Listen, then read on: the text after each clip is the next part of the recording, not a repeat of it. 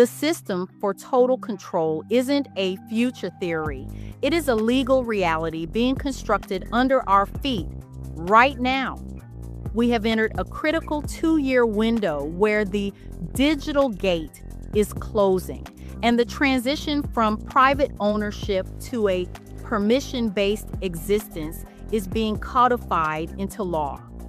When they say you will own nothing by 2030, they are describing a system where your home, your car, and even your parental rights are treated as digital entries on a centralized ledger that can be modified, frozen, or deleted in an instant. This is a financial coup, plain and simple. Not a conspiracy, not a theory. A restructuring of property rights that transfers ultimate control from individuals to institutions, using the legal fiction that a controllable electronic record is equivalent to actual ownership. The primary tool for this is the update to the Uniform Commercial Code, specifically Article 12. As of March 2026, 33 states have adopted these amendments.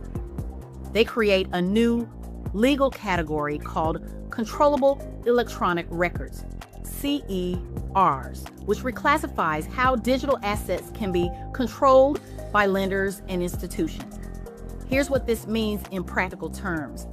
Under the old UCC, you perfected a security interest by filing a financing statement. Under Article 12, control now determines priority. The party who achieves control through the electronic system, not the person holding the title, gets first legal claim. This works in tandem with the tokenization of real-world assets. Once your physical property is tied to a digital token, it becomes programmable. This means your ability to use what you own can be restricted based on social credit scores, carbon footprints, or compliance with shifting mandates. The car doesn't start. The house doesn't unlock. The account doesn't open, not because a court ordered it, but because the code says so. The current legislative bans on CBDCs often act as a sleight of hand. In March 2026, the Senate passed the 21st Century Road to Housing Act, which includes a ban on retail CBDCs until December 31st, 2030. It passed 89-10. Sounds like a win, right? It's not. It's a placeholder that allows the wholesale infrastructure, the pipes, to be perfected by private banking interests in the meantime. The Fed is barred from issuing a retail digital dollar, but nothing stops them from building the architecture with private partners. Come January 1st, 2031, the system goes live overnight. The ban is temporary, the infrastructure is permanent. Meanwhile, the SEC and CFTC issued a joint interpretive release on March 17, 2026, establishing a 5-category token taxonomy that formally recognizes most crypto assets as commodities rather than securities. This isn't consumer protection, it's market structure preparation. They're harmonizing the rules so that when your house, your car, your business gets tokenized, the legal framework is already settled. The asset becomes a digital commodity on a ledger, and your use rights become conditional on network consensus. This is already affecting Americans. Financial institutions are using algorithmic monitoring to close accounts based on risk factors that include political speech, business sector, and social affiliations.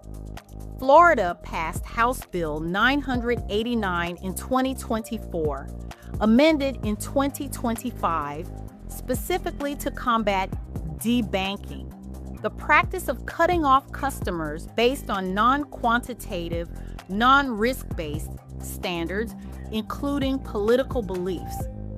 That law exists because the problem is real and happening now.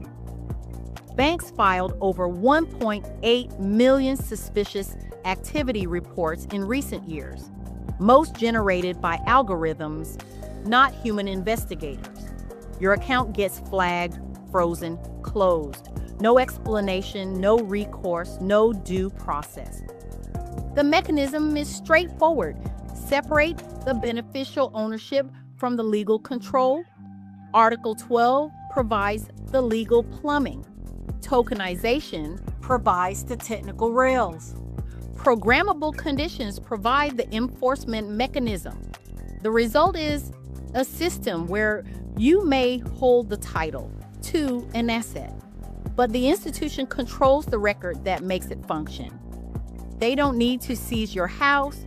They just need to revoke your access credentials. They don't need to repossess your car. They just need to disable the digital key. This is happening now in pilot programs. It will be standard by 2030. We have at most 24 months to establish exit ramps. Here's what that actually looks like. Specific, legal, actionable moves. Maybe consider moving your wealth out of paper and into a tangible reality. Not symbolic ownership, physical possession. This means local food networks you can walk to, not invest in. Physical gold and silver held in your possession or in private vaults outside the banking system, not ETFs or certificates. Hard assets held outside the centralized banking grid entirely. Restructure legal ownership to break the digital chain.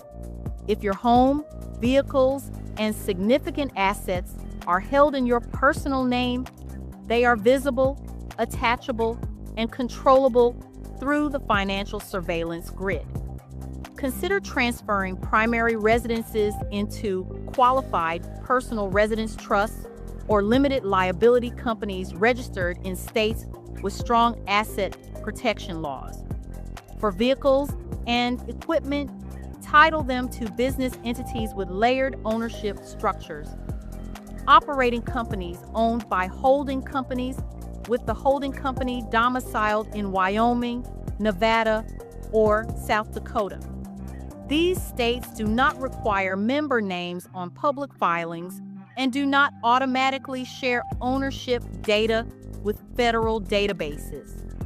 The goal is to break the direct link between your personal identity and the asset record. Secure state-level legal standing. Florida's debanking protections are now law. Other states are following. If you can relocate your business registration, your banking relationships, or your physical presence to jurisdictions with explicit statutory protections against financial discrimination, do it. The legal framework varies dramatically by state. In a federalized system, state law is your first line of defense. Build parallel economies that do not require a digital ID to function. This means cash transactions under reporting thresholds, barter networks with trusted parties, local currency systems, or silver rounds for community exchange, private lending circles outside the banking system. Every transaction you conduct without a digital footprint is a transaction they cannot monitor, score, or restrict. Eliminate single points of failure in your financial architecture. Multiple banking relationships across different institutions. Credit unions, not just national banks. Physical cash reserves, enough to cover essential expenses for 90 days minimum. Hard assets that function without network connectivity. If the digital system hiccups, freezes, or locks you out, you need operational continuity. Secure your communications and data outside the surveillance grid. Encrypted messaging for business and personal coordination. Hardware wallets for any digital assets you do hold. Paper records of titles, deeds, and essential documents in fireproof storage.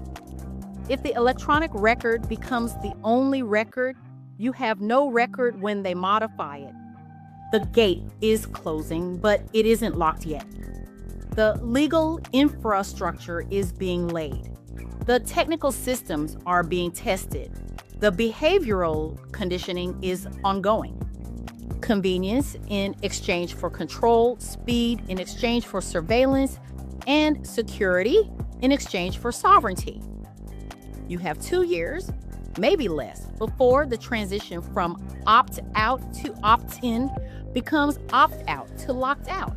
The system clicks into place not with an announcement, but with a software, a terms of service change, a new security feature that requires biometric verification for every transaction. Now is the time to secure your sovereignty before the illusion of choice disappears forever. Not by fighting the system they're building. That's a losing battle with a captured legislature. By building structures they cannot reach, relationships they cannot monitor, and assets they cannot freeze. The coup succeeds when you have nowhere else to go. Build somewhere else to go. Until next time.